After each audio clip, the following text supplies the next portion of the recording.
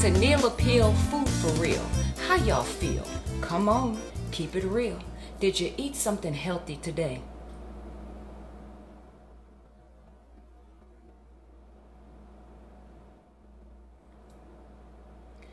I done already told y'all that I'm gonna ask you that every time because I just want you to keep it in the forefront of your mind that eating junk and processed foods causes your health to decline. Oh, but together we can make America great again. One plate at a time. Speaking of plates, I know y'all hungry, so let's get going. Today we're doing Greek cuisine. Yes, Greek cuisine.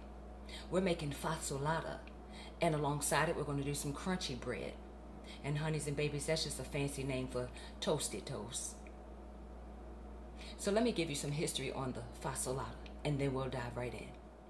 Fasolada is a Greek, Mediterranean, and Cypriot soup made up of dry white beans, olive oil, and vegetables, and it's often referred to as the national food of the Greeks. Fasolada was sacred. It was a meal offered to the Greek god Apollo during the Palinepsia. Now, Palinepsia was an ancient Greek festival celebrated at Athens on the 7th day of Palinepsion at the end of October, and it was in honor of the departing god of summer. Its name literally means bean stewing, and it was offered to the god as first fruits of autumn. Now, what's actually in this soup? Well, fasolada is made by simmering beans with tomatoes and other vegetables like carrots, celery, onions, parsley, bay leaf, and sometimes they use lima beans in place of the white beans. It all depends on who's making it. The Italian version is called Feijoada. The Brazilian and Portuguese call it Feijoada. The Romanians call it Fasolé. The Spanish call it Fabada. The Arabic version is called Fasolia or Fasulia. And here in America, we call it stew beans or bean stew. Nothing fancy about the name for us. Nevertheless, this Greek bean soup is highly nutritious because beans are rich in fiber, and they're high in protein, iron, and vitamin B. Now, olive oil is a vital ingredient of this dish. It contains antioxidants like vitamin E, and it's known for its contribution to heart health. The FDA claims that having 2 tablespoons of olive oil a day may reduce the risk of coronary heart disease.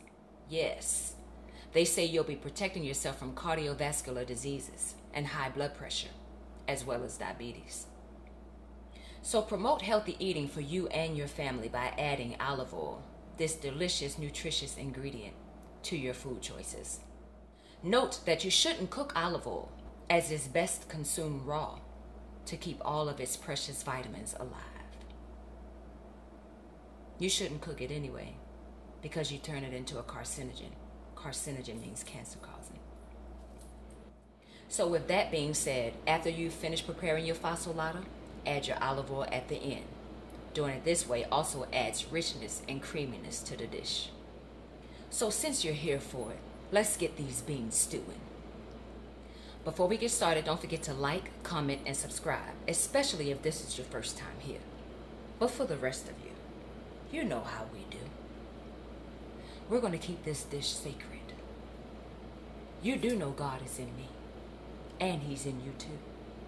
So on this day, I'm offering you fasolada, bean stew. Beam me up, Scotty, for the God in everybody.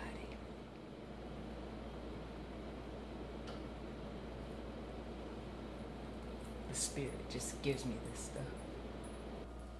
Thank you, Lord.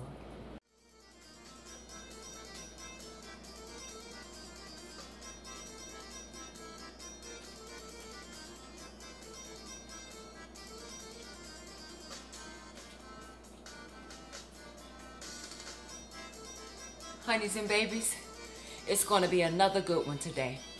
Did y'all see me doing the Calamantiano? That's a popular Greek dance. And I don't know if some of you remember the movie Zorba the Greek, but I also did the Hasapika. And normally, when you do the Hasapika, you need a partner. But I figured, hey, Since I wasn't cooking with a partner, I most surely could do the dance without a partner. Do y'all see that positive energy? Let's bring that right over with us into this dish.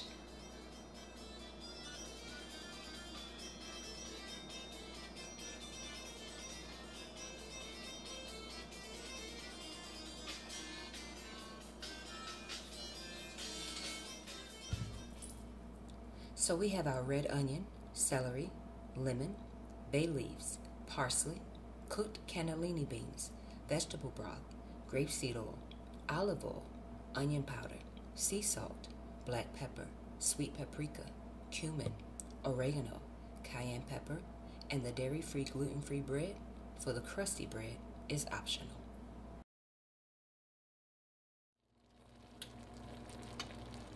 So the recipe called for canned cannellini beans, but I wanted to make mine fresh. So I just seasoned my beans with onions, shallots, sea salt, onion powder, and I used spring water and vegetable broth. So I'm adding my onions to the pan,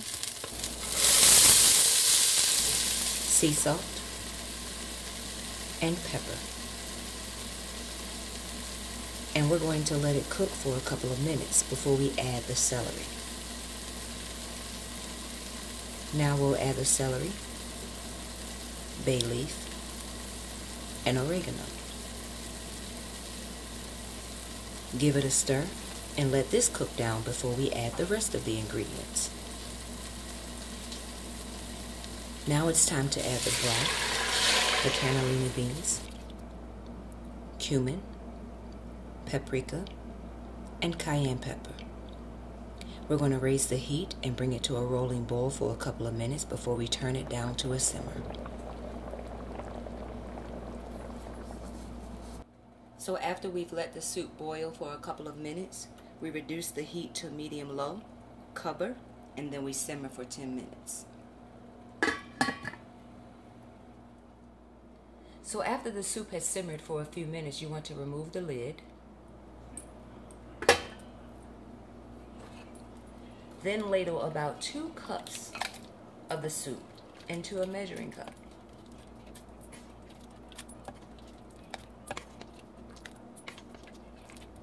Transfer it over to a small food processor. Blend. And then return it back to the cooking pot.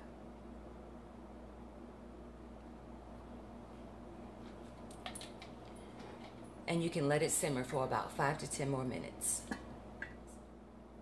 So after I let the soup simmer for a couple more minutes, I removed it from the heat, added about 1/3 cup of grapeseed oil, lemon zest, lemon juice, and the parsley.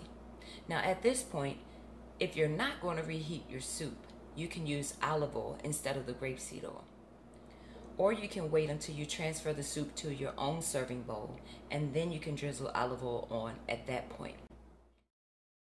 For the crusty bread, I just spread some coconut spread sprinkled with a little oregano and onion powder on both sides of the bread and placed it on the panini. So as you can see, the bread came out nice and crunchy. You know what time it is. Let's go ahead and transfer the soup into the bowl. It's taste test time. Dear God, I already know it's good, but let me thank you anyhow.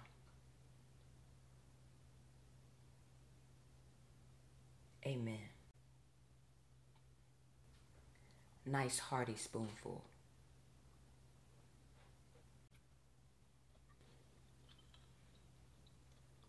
Mm-hmm. Mm-hmm.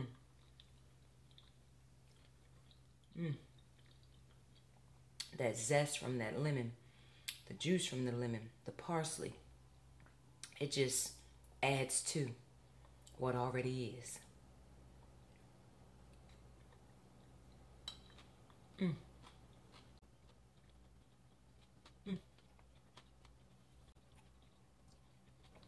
I'm not sure what y'all waiting for.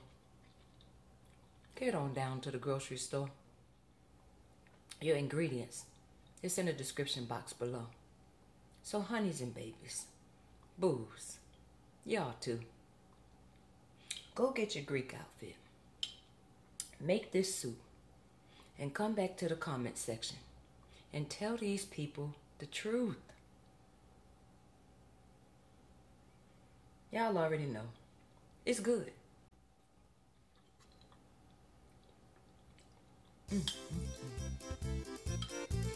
But before you go, don't forget to like, comment, and subscribe. Thank you for watching.